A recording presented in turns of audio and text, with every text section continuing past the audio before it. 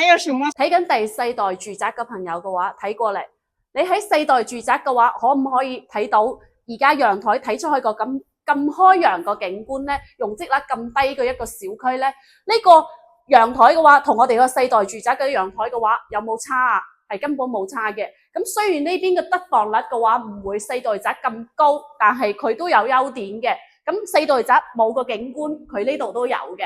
咁呢邊嘅話，開間啊，同埋我哋嘅得房率嘅話，稍為就冇四代宅咁高，但係佢可以改造個空間都係非常之大嘅，戶型嘅話都係非常之通透啦。咁佢係234方嘅呢個面積段哦，同四代住宅嘅150幾方個戶型嘅話，其實係冇差嘅。但係呢一邊嘅話，勝在就係景觀同埋小區嘅地理位置嘅話，係有些少嘅唔同嘅。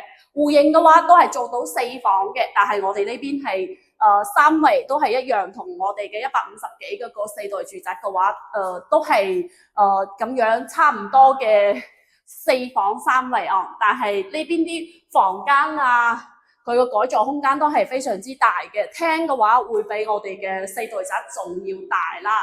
咁呢邊嘅話，地段啊，同埋我哋嘅樓間距嘅話係非常之低嘅。呢套房嘅話，業主而家單價係12000幾，咁啊無批啦。但係你對比於四代住宅嘅話，總價嘅話其實係冇咩差，但係而家可以享受到個景觀啊，同埋個環境嘅話係完全唔一樣嘅。而家業主都係誠心咁賣房啊，中間樓層嚟嘅。